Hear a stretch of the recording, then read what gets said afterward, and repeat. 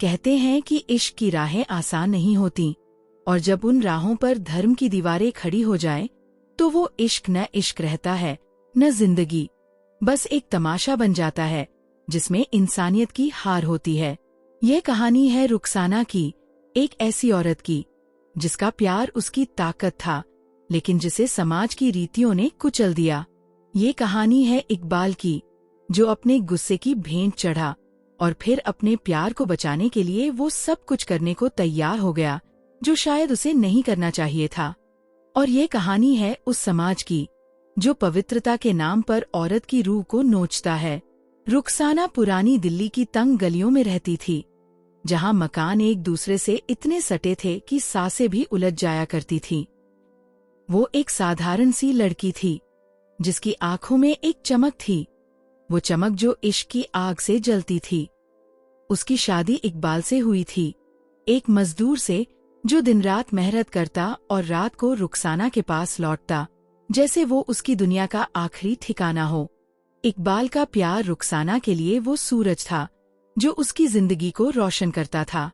लेकिन एक रात गुस्से की आंधी में इकबाल ने वो कर दिया जो उसे नहीं करना चाहिए था। एक छोटी सी बात पर झगड़ा हुआ और गुस्से में उसने 3 बार वो लफ्ज बोला, तलाक, तलाक, तलाक। बस एक पल में सब कुछ खत्म। रुखसाना की दुनिया उजड़ गई। अगली सुबह जब इकबाल का गुस्सा ठंडा हुआ तो उसे अपनी गलती का एहसास हुआ। वो रुखसाना के पास गया, रोया, गिड़गिड़ाया। मुझे माफ कर दे रुखसाना, उसने कहा। मैंने गुस्से में ये सब बोल दिया। मैं तुझसे जुदा नहीं हो सकता। रुखसाना की आंखों में आंसू थे, लेकिन उसका दिल अब भी इकबाल के लिए धड़कता था। वो उसे माफ करना चाहती थी, लेकिन समाज की नजरें उनके प्यार को माफ करने को तैयार नहीं थीं। मोहल्ले की औरतें फुसफुसाने लगीं, मर्दों की नजरें रुखसाना को तौलने लगीं, और इकबाल की माँ ने उसे घर से निकाल दिया। अब तू इस घर की नहीं, उसने कहा, जैसे रुखसाना कोई पुराना सामान हो। इकबाल ने हार नहीं मानी। वो रुखसाना को वापस लाने के लिए तड़प रहा था। दोनों ने मौलवी साहब से बात की, जिनका नाम था हाफिज साहब। हाफिज साहब एक मोटा ताजा आदमी था, जिसकी दाढ़ी लंबी थी और नजरें चालाक। उसने रुखसाना को ऊपर से नीचे तक देखा, जैसे कोई सौदागर माल की कीमत लगा रहा हो। तलाक के बाद दोबारा शादी का एक ही रास्ता है, उसने कहा। हलाला। रुखसाना का दिल धक से रह गया। हलाला, वो रिवाज जिसमें तलाकशुदा औरत को अपने पहले पति से दोबारा शादी करने के लिए पहले किसी और मर्द से निकाह करना पड़ता है, उसका बिस्तर गर्म करना पड़ता है, और फिर उससे तलाक लेकर वापस अपने पहले पति के पास जाना पड़ता है। रुखसाना को ये रिवाज किसी गंदे सौदे की तरह लगा, लेकिन इकबाल की आंखों में वो प्यार देखकर उसने हामी भर दी। हाफिज साहब ने कहा, मैं खुद तुमसे निकाह कर सकता हूँ रुखसाना, ये रस्म पूरी होगी और फिर मैं तुम्हें तलाक दे दूंगा। लेकिन उसकी बातों में एक अजीब सी लालच थी, जो रुखसाना को डराने लगी। उसने इकबाल की तरफ देखा, जिसके चेहरे पर बेबसी और गुस्सा दोनों नाच रहे थे। तभी इकबाल का चाचा जी नसीर वहां आ गया। नसीर एक अधेड़ उम्र का आदमी था, जिसकी आंखों में हमेशा एक अजीब सी चमक रहती थी। उसने कहा, हाफिज साहब, ये काम मुझे करने दो। रुखसाना मेरी बेटी की तरह है।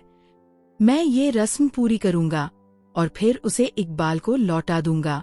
इकबाल को थोड़ा सुकून मिला, लेकिन रुखसाना के दिल में एक अजीब सा डर बैठ गया। निकाह की रस्म हुई। रुखसाना का चेहरा घूंघट में छिपा था, लेकिन उसकी आंखें आंसुओं से भीगी थीं। नसीर ने उसे अपने घर ले जाया। पहली रात जब सब सो गए, नसीर ने रुखसाना को अपने कमरे में बुलाया। उसने दरवाजा बंद किया और रुखसाना की तरफ बढ़ा। उसकी सांसें भारी थीं और उसकी नजरें रुखसाना के जिस्म पर टिकी थीं। ये रस्म पूरी करनी है, उसने कहा, लेकिन उसकी आवाज में पवित्रता नहीं, लालच था। रुखसाना ने विरोध किया, लेकिन नसीर ने उसका हाथ पकड़ लिया। उसने रुखसाना की साड़ी का पल्लू खींचा और उसे बिस्तर पर धकेल दिया। रुखसाना की आंखें बंद थीं, लेकिन उसका जिस्म कांप रहा था। नसीर ने उस रात उसका शरीर भोगा और रुखसाना की रूह चीखती रही। वो पल जो पवित्रता के नाम पर शुरू हुआ था, रुखसाना के लिए एक जुल्म बन गया। अगले दिन नसीर ने रुखसाना को धमकाया, अगर तूने किसी से कुछ कहा तो मैं तुझे तलाक नहीं दूंगा, तू हमेशा मेरे पास रहेगी। रुखसाना चुप रही।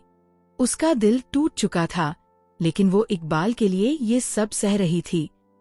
नसीर ने इकबाल से कहा, मैं रुखसाना को अपनी बेटी की तरह मानता हूँ। ये रस्म पूरी होने में 1 साल लगेगा। इकबाल को शक नहीं हुआ, क्योंकि वो अपने चाचा जी पर भरोसा करता था। लेकिन नसीर का असली चेहरा रुखसाना के सामने था। वो हर रात उसे अपने पास बुलाता, उसका जिस्म मांगता, और रुखसाना चुपचाप सब सहती रही। हर बार जब नसीर उसे छूता, रुखसाना की रूह इकबाल के पास भागती, लेकिन उसका जिस्म नसीर की हवस का शिकार बनता। 1 साल बीत गया। नसीर ने रुखसाना को तलाक देने का वादा किया, लेकिन वो हर बार टाल मटोल करता। एक रात इकबाल चुपके से नसीर के घर गया। वो रुखसाना से मिलना चाहता था, लेकिन जब उसने खिड़की से अंदर झांका तो उसका दिल टूट गया। उसने देखा कि नसीर रुखसाना को बिस्तर पर खींच रहा था। रुखसाना की आंखें बंद थीं। उसका चेहरा पीला पड़ चुका था, लेकिन वो चुप थी। नसीर की हरकतें इकबाल के लिए एक तमाचा थीं। वो समझ गया कि उसका चाचा जी, जिसे वो अपना बुजुर्ग मानता था, एक हैवान था। इकबाल ने गुस्से में नसीर से कहा, रुखसाना को तलाक दे दो चाचा। लेकिन नसीर ने हंसते हुए कहा, वो अब मेरी बीवी है, मैं उसे क्यों छोड़ूं? इकबाल का खून खौल उठा। उसने फैसला कर लिया कि वो अब और इंतजार नहीं करेगा। उस रात वो चुपके से रुखसाना को लेकर भाग गया। दोनों ने दिल्ली छोड़ दी और केरल चले गए, जहां कोई उन्हें नहीं जानता था। वहां उन्होंने एक नई जिंदगी शुरू की। इकबाल और रुखसाना ने धर्म को छोड़ दिया, क्योंकि जिस धर्म ने उनके प्यार को गंदा किया, उसका उनके लिए कोई मतलब नहीं था। उन्होंने आर्य समाज की रीत से दोबारा शादी की और एक छोटे से घर में अपनी जिंदगी बसाई। रुखसाना अब भी रातों को कांपती थी, क्योंकि नसीर की छुअन उसकी रूह पर दाग बनकर रह गई थी।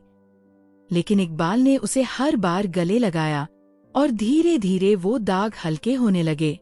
वो दोनों अब नास्तिक थे, लेकिन उनके दिल में एक दूसरे के लिए वो प्यार था जो किसी धर्म से बड़ा था। वो खुश थे, क्योंकि उन्होंने समाज की जंजीरों को तोड़ दिया था। कहानी यहीं खत्म होती है, लेकिन इसका सबक हमारे दिलों में रह जाता है। अगर धर्म इंसानियत को नहीं बचा सकता, तो उस धर्म का क्या मतलब? रुखसाना और इकबाल ने अपने प्यार को चुना, और शायद यही उनकी सबसे बड़ी जीत थी। लेकिन सवाल ये है, क्या हमारा समाज कभी उन रीतियों को छोड़ेगा जो इंसान को इंसान नहीं रहने देती? क्या हम कभी रुखसाना जैसी औरतों को आजादी देंगे, या फिर हम हलाला जैसे रिवाजों के नाम पर उनकी रूह को कुचलते रहेंगे? ये सवाल हमारे साथ रह जाता है, और शायद यही इस कहानी की ताकत है।